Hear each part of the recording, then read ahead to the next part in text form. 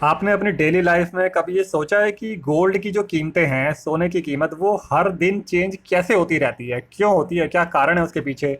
देखिए, बहुत सारे कारण हैं, उनको डिटेल में भी हम समझेंगे। पहले ब्रीफली ये समझिए कि कारण इकोनॉमिक भी हो सकते हैं, पॉलिटिकल फैक्टर्स भी हो सकते हैं जो कि पूरी दुनिया में हो रहे हैं अक्रॉस द ग्लोब। वो इसकी कीमत को अफेक्ट करते हैं। जैसे कि बहुत सारे फैक्टर हैं, जैसे जीडीपी का रेट क्या चल रहा है किसी कंट्री में, स्टॉक मार्केट के इंडाइसिस जो इंडेक्स हैं वो क्या चल रहे हैं, उसमें कितनी तेजी और कितनी नम जो सॉफ्टनेस है। करेंसी का एक्सचेंज रेट उसको अफेक्ट करता है। गोल्ड की माइनिंग यानी कि कितनी गोल्ड की खनन हो रही है, कितने उसकी प्रोडक्शन हो रही है।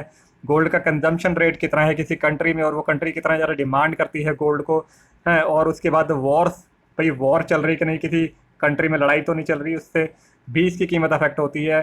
किसी कंट्री अगेंस्ट सैंक्शंस तो नहीं लगे हुए, अगर वो कंट्री गोल्ड की अच्छी खासी प्रोड्यूसर है, उसकी सप्लायर है, और उसके अगेंस्ट सैंक्शंस लग गए या वहाँ पे वॉर हो रही है, तो वो भी इस गोल्ड की कीमत को इंटरनेशनल मार्केट में जो है अच्छे से अफेक्ट करेगी। इस तरह से कहीं सारे और फैक्टर्स हो सकते हैं जो कि लोकल लेवल पे या ग्लोबल लेवल पे हो रहे हैं, वो सभी गोल्ड के प्राइसेस को इंटरनेशनल मार्केट में अफेक्ट करते हैं। आप समझेंगे थोड़ा सा डिटेल में इसके बाद।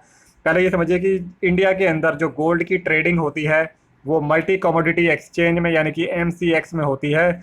और वहाँ पे इसका जो प्राइस होता है वो हर सेकंड चेंज होता है ड्यूरिंग द मार्केट आवर। जब तक मार्केट खुली है तब तक हर सेकंड उसकी ट्रेडिंग हो रही है और उसका कीमत जो है उसकी चेंज हो रही है। और जब मार्केट बंद हो जाती है तो जो क्लोजिंग प्राइस होता है उस मार्केट के ख़त्म होने पर, बंद होने पर, तो वो क्लोजिंग प्राइस जो है उसी को यूज़ करा जाता है लोकल मार्केट में उसकी उसकी गोल्ड को बाय करने के लिए, उसको खरीदने और बेचने के लिए। यानी कि जब आप किसी सोने की ज्वेलर की दुकान पे जाएंगे तो वो आपको उसी रेट पे गोल्ड देगा जो कि पिछले दिन में जो क्लोजिंग प्राइस रहा है वो उसको जो है वो यूज़ करते हुए उसके ऊपर आपको माल बेचेगा। अब देखिए, और जैसे फेस्टिवल सीजन है, अब इंडिया की अगर बात करें तो यहाँ पे धनतेरस पे, दिवाली पे, दशहरा पे, और मैरिज का जो सीज़न होता है, जैसे कि मई और अप्रैल में जो मैरिज का सीज़न होता है, इसके बाद नवंबर दिसंबर में मैरिजेज होती हैं, तो गोल्ड की डिमांड जो है बहुत ज़्यादा बढ़ जाती है, हाई कंजम्पशन होती है, तो गोल्ड जो है लोकल मार्केट में उसकी डिमांड बहुत बढ़ जाती है। अब इंडिया में इतना गोल्ड का प्रोडक्शन होता नहीं है, इंडिया जो है बाहर से इम्पोर्ट करता है, तो बाहर से इम्पोर्ट करने पर उस पर ड्यूटी भी लगती है, कई सारे फैक्टर्स हैं, इसलिए जो गोल्ड की कीमत जो है वो उस टाइम बढ़ जाती है। अब देखिए, फैक्टर्स की अगर बात करें तो सेंट्रल बैंक का एक्शन, भाई इंडिया में RBI सेंट्रल बैंक है, और जो अलग अलग कंट्रीज के सेंट्रल बैंक हैं वो अपने अपने पास जो है गोल्ड के सफिशिएंट रिजर्व्स मेंटेन करते हैं, ताकि इकोनॉमी में अगर कोई नेगेटिव सिचुएशन पैदा होती है या करेंसी का जो है डाउनफॉल होता है तो ऐसी सिचुएशन में गोल्ड रिजर्व्स काम आते हैं। या अगर कोई वॉर हो जाती है तो फंडिंग करने के लिए इमीडिएटली गोल्ड रिजर्व जो है अच्छी खासी बैकिंग का काम करते हैं। अब देखिए, इंडिया में अगर RBI जो है डिसाइड करता है कि भाई मुझे गोल्ड रिजर्व बढ़ाने हैं, तो वो गोल्ड की डिमांड बढ़ा देगा, बाहर से ज़्यादा इंपोर्ट करेगा, तो ऐसी सिचुएशन में गोल्ड की कीमतें जो है बढ़नी तय हैं। दूसरा रीज़न समझिए कि गवर्नमेंट की पॉलिसी, भाई गवर्नमेंट की पॉलिसी तो डायरेक्ट और इनडायरेक्ट कोई भी इम्पैक्ट हो, पूरा इम्पैक्ट इसका पड़ता ही पड़ता है गोल्ड के ऊपर। और जो डेवलपिंग कंट्रीज़ हैं या डेवलप्ड कंट्रीज़ हैं, बड़ी बड़ी जो मेजर मेजर जो डेवलप्ड कंट्रीज़ हैं, उनकी जो पॉलिसीज़ होती हैं वो भी अच्छा खासा गोल्ड के प्राइसेस को अफेक्ट करती हैं। अब देखिए, जैसे रिसेंटली US फेडरल बैंक की मीटिंग हुई थी, तो उसके उससे न्यूज़ से ही जो है गोल्ड के प्राइसेस में स्लम्प आ गया था। तो ये बड़ा इम्पैक्ट डालती हैं गोल्ड की कीमतों में बड़ी बड़ी कंट्रीज की गवर्नमेंट की पॉलिसीज़। फिर इन्वेस्टमेंट का ट्रेंड देखिए, अगर शेयर मार्केट में जो है अच्छा परफॉर्मेंस आ रहा है, जो स्टॉक्स हैं अच्छा खासा परफॉर्मेंस, अच्छा खासा रिटर्न दे रहे हैं, तो गोल्ड से लोग पैसा निकाल करके शेयर मार्केट में डालना पसंद करेंगे, क्योंकि वहाँ पे उनके कैपिटल के ऊपर उनको अच्छी खासी रिटर्न आ रही है, उनकी पूंजी बढ़ रही है वहाँ पे।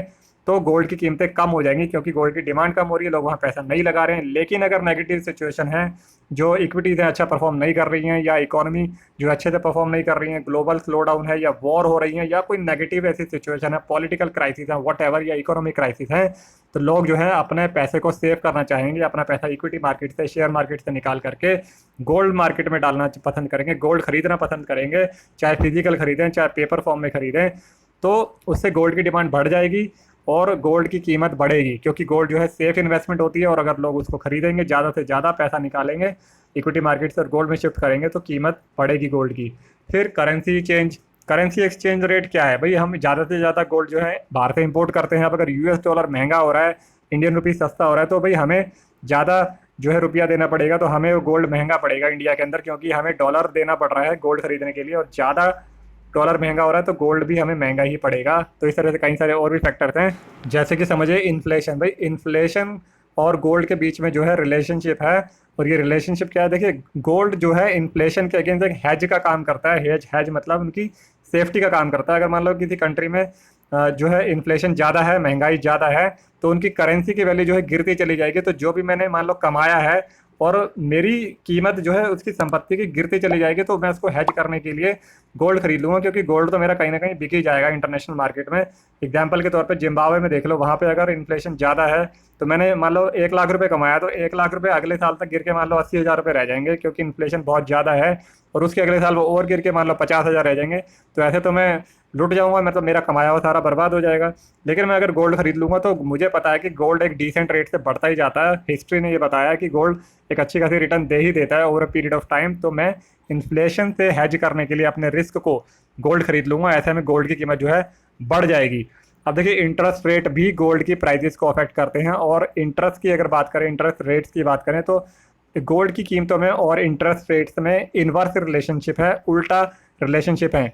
अगर जो है जो सेंट्रल बैंक है किसी भी देश का, वो अगर इंटरेस्ट रेट बढ़ाता है तो गोल्ड से लोग पैसा निकाल के वो जो है अपनी डेट फंड में लगा देंगे, क्योंकि वहाँ पे उनको जो है सेफ रिटर्न मिलेगी, ज़्यादा रिटर्न मिलेगी, तो वो अपना पैसा स्विच कर लेंगे और गोल्ड की डिमांड कम हो जाएगी। तो गोल्ड क्योंकि कम यील्ड दे रहा है तो गोल्ड की कीमतें गिरेंगी।